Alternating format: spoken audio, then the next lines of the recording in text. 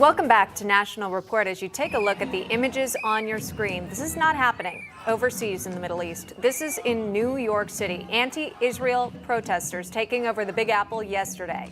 You see them lighting flares and smoke bombs, thousands participating, some even waving Hamas terrorist flags along with the Palestinian, Syrian, Iranian, and Hezbollah. And how wild is this? If you're wondering where it is in New York City, you're talking about Grand Central Park Avenue, where you're seeing these protest smoke bombs, terrorist flags being waved, streets shut down, etc. Look at right there on your screen, Palestinian flags, flares. Some protesters there even reportedly heard saying, quote, "We don't want Zionists here." Police saying 4 arrests were made. Here's some of the hateful messages these anti-Israel protesters had to say. Listen to this. I would also be Hamas if my family was displaced for generations and generations and generations. Go back to Israel. My country is America. Your country is Israel. So again, all down a very heavily populated area, and nothing but what you've heard, hateful messages there. We'll bring in Ofir Akunis. He is the Consul General for Israel in New York. Ofir, thank you so much for coming on. Thank you. Good morning. Good morning to you. Tough to watch, tough to listen to. What goes through your mind as we played that back for the viewers? I just want to correct you. It's not anti-Israel protesters. They are anti-American protesters. They are against America. They are against the American democracy. They are using the American democracy to destroy the United States of America. I'm telling it to you, it's right between the eyes, to my American friends, not to you, but through you to my American friends.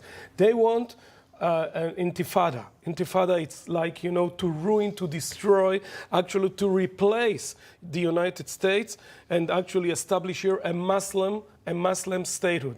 If you want it, if the American people want it, they will get it. And I said it to you, I think in my last interview here. I said, I warned, and that's what I want. It's even not a secret. And it's not a PLO flag, it's not a Palestinian flag, it's a PLO flag. And all the flags that they are waving there, actually, a lot of them are, according to the American definition, terror organizations, Hezbollah, Houthis, ISIS, and all the others. Yeah, and we've seen other pro-Palestinian, anti-Israel marches, anti-American marches proven by the fact that American flags were the ones that were burned. That's what right? That's what worried me. Israel, it's like I will say, it's obvious, that they are burning Israeli flags. But it's not Tehran here. This is not Beirut. This is not Gaza. This is New York. And if you want it, you can see, it's unbelievable. I'm worried about the future of United States, the city of New York, and other places around the land of the brave and the free. You will not be free with them, because they are not coming from free places. They are coming from, Syria. There's no democracy in Syria. They are coming from where? From Gaza? There's no democracy in Gaza. And they want to free Palestine? First of all, they need to free Gaza from Hamas.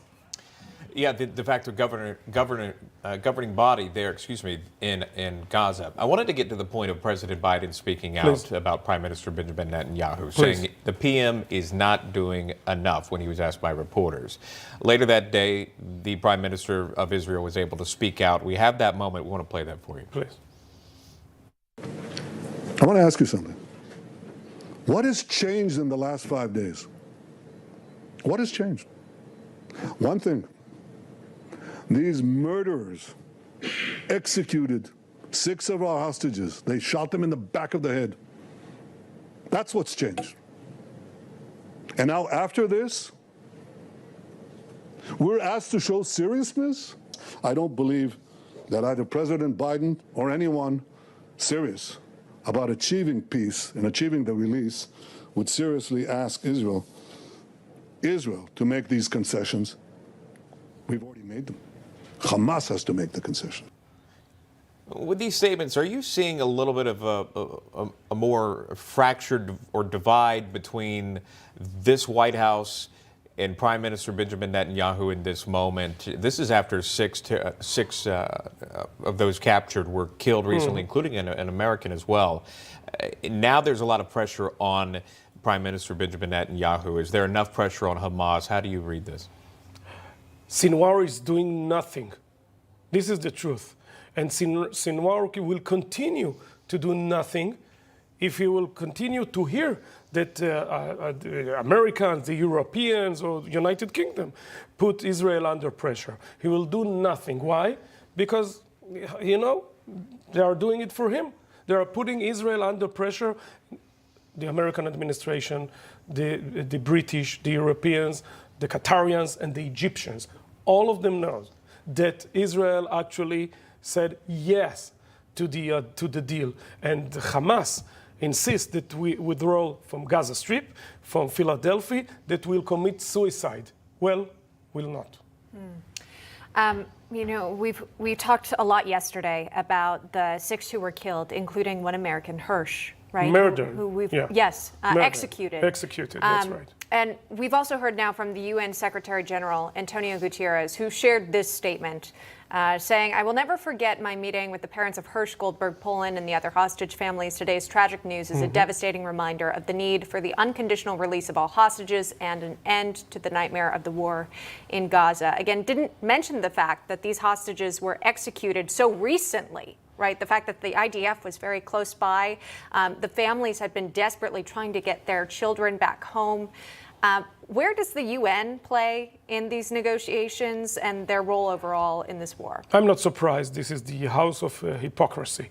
The house of hypocrisy, and he is actually the head of this house of lies.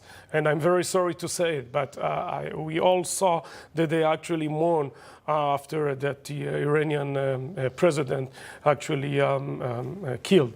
And I want to say something about the current situation with the hostages. First of all, I met his parents. I met the Yerushalmi family and other families. It's heartbreaking. Really, it's heartbreaking. And they murdered them in cold blood. Why? Because Sinwar, that he is not under pressure now. He's not under pressure now. He learned from Adolf Hitler how to murder people alive. That is Consul General for Israel in New York, Ofir Akunis, joining us on there in sensitive times. Ofir, thank you so much. Thank you always so good to much. see you. Thank you so much.